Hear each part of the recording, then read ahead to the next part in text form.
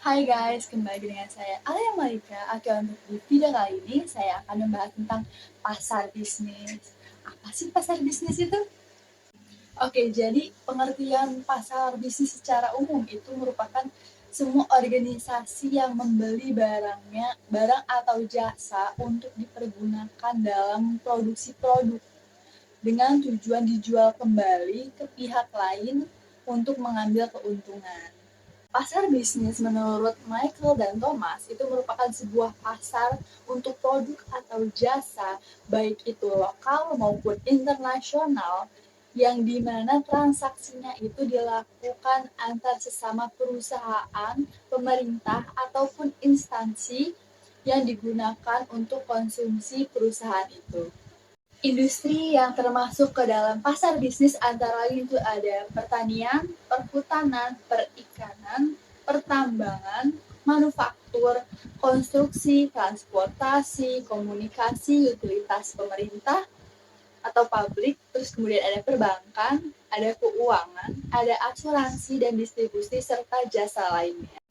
Contoh dari pasar bisnis sendiri itu ada dalam proses produksi dan penjualan sepatu yang dimana ada penyalur kulit sepatu mentah itu harus menjualnya kepada penyamak, kemudian penyamak itu menjual kulit sepatu yang sudah disamak kepada pabrik sepatu dan kemudian pabrik sepatu itu menjualnya kepada pedagang grosir, lalu pedagang grosir itu menjual produknya atau menjual sepatu itu kepada pengecer hingga akhirnya pengecer itu menjual kepada konsumen.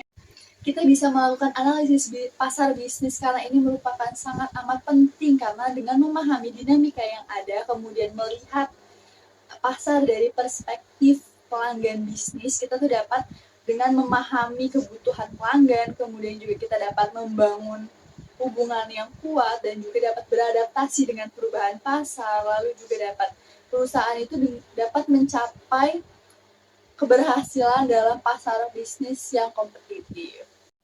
Kita dapat melakukan pasar bisnis dengan proses itu yang pertama, kita dapat melakukan identifikasi kebutuhan, yang dimana perusahaan itu dapat mencari solusi untuk memenuhi kebutuhan dan juga mengatasi masalah mereka. Kemudian yang kedua, itu ada pencarian vendor yang dimana kita dapat mencari penyedia produk atau layanan yang sesuai dengan kebutuhan mereka. Yang ketiga, kita dapat mengevaluasi vendor itu dengan cara menganalisis vendor yang potensial yang dimana berdasarkan kriteria mulai dari kualitas, harga, maupun reputasinya. Yang keempat, itu kita dapat mengambil keputusan. Jadi setelah melakukan evaluasi vendor, kita dapat mengambil keputusan tentang vendor yang akan dipilih. Yang kelima, itu kita dapat melakukan negosiasi yang dimana kita dapat menegosiasikan persyaratan kontrak dan harga serta persyaratan lainnya. Setelah mengevaluasi kemudian kita melakukan negosiasi, nah kita dapat yang keenam itu kita dapat melakukan pembelian produk atau layanan. Selanjutnya kita dapat mengevaluasi kinerja yang dimana kita dapat menilai kinerja produk maupun layanan dan hubungan dengan vendor.